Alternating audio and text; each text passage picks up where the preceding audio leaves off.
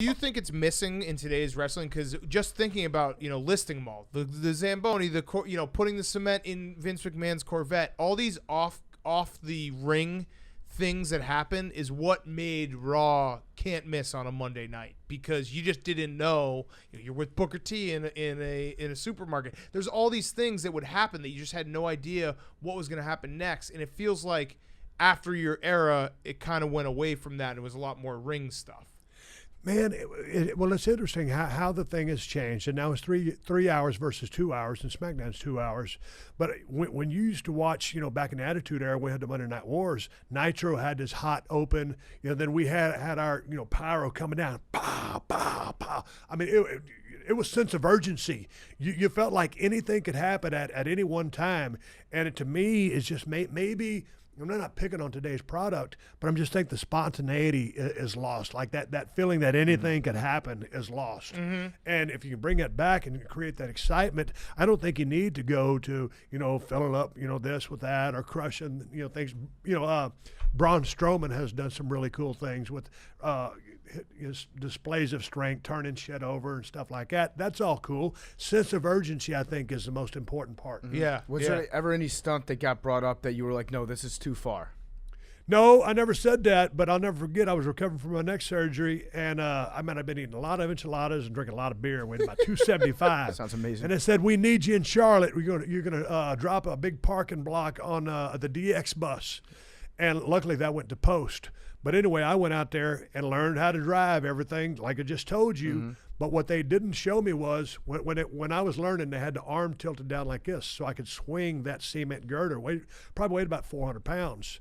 But then when we were resting, they put it back to a high position. Mm-hmm. When I got it, it was in the high position. So I don't know that. I'm just now trying to swing it, but it is not working like it's supposed to work.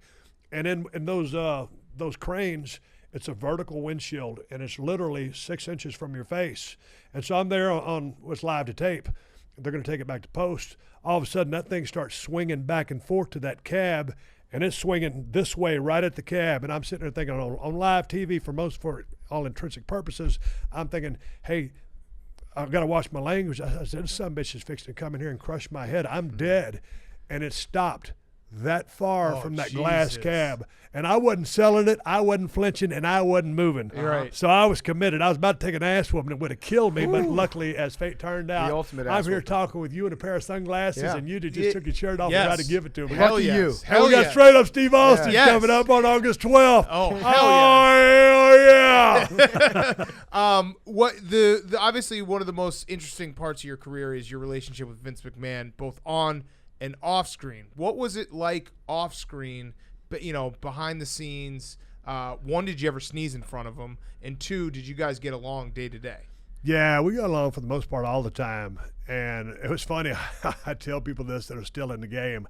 There was a day, back when I was the guy, if I called Vince, his phone didn't ring one full time. Hello?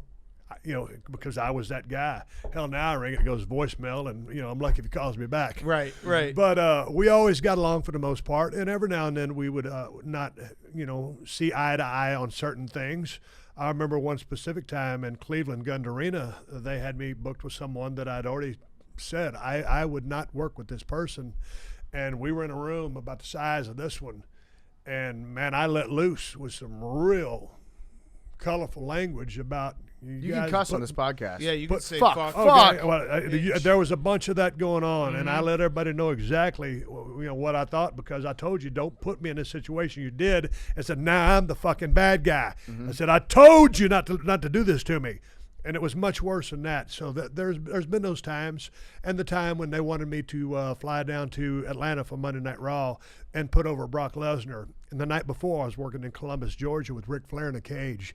So I was like a kid in a candy store working with the GOAT, right? Mm-hmm. And then, of course, it didn't show up because it wasn't time for me to do the favors yet for Brock in an unadvertised match in a tournament-style TV match. Whereas, hey, man, I love Brock Lesnar, and I'll lose to him any day of the week, but build it up so we can all make money off of it, and it's going to mean something. And when you get a guy red hot, like I just had Hogan on the podcast, and I'll put myself there, but when you get guys who really, really draw stupid money, that's a very delicate balance that you just don't take stupid liberties with, or you'll kill it off and you can never recreate it. So Right. I was very protective of myself, maybe too much so, but it took me 7.5 years to get there. So no one was going to yank the carpet out from underneath my feet, not even Vince. They weren't going to do the monster truck yank the carpet out under. No, not Yeah, that. yeah, yeah. But no, Cameras flying everywhere. I'm in a great place with Vince Yeah. right now. But the closer you are, the higher you are up on the card and on that ladder, and with the money that we were drawing, you become very close. Okay, so with that said, can you apologize to me for WrestleMania 17? What did you not like, the heel turn? I mean, the fact that that moment when you heel turn and share a beer with Vince McMahon and just waiting for you to be like, just kidding, stunner. Yep. I'm still waiting for that stunner. I'm still waiting on her too, and I've rethought that thing so many times. And if I could call the audible now, I would have just told him, "Hey man, I ain't feeling it," because here's how I was feeling leading into that. I thought I was starting to flatline just a little bit, and I said, "Okay, man, a change is good." And Vince always likes to do something big at a WrestleMania. Well, I didn't have really anything big there, so I'm like, "Hey, I'll turn heel." That's what we do. You get hot, and then you turn heel, and then it's even hotter. You broke my heart. Most times, yes, but it has to be warranted, and it has to be for a reason. Yeah. And all of a sudden, when I did that night, if I could go back, I'd have just said, "Hey, man, I'm calling an audible. Watch the stunner." Right. And then stunned his ass and would have maintained my babyface run. So how much like creative input did you have day to day? And because I know there's obviously a script, but would you get to say, "Hey, I'm not doing this," or "I want to do it this way"? And how much would they trust you? Oh, yeah.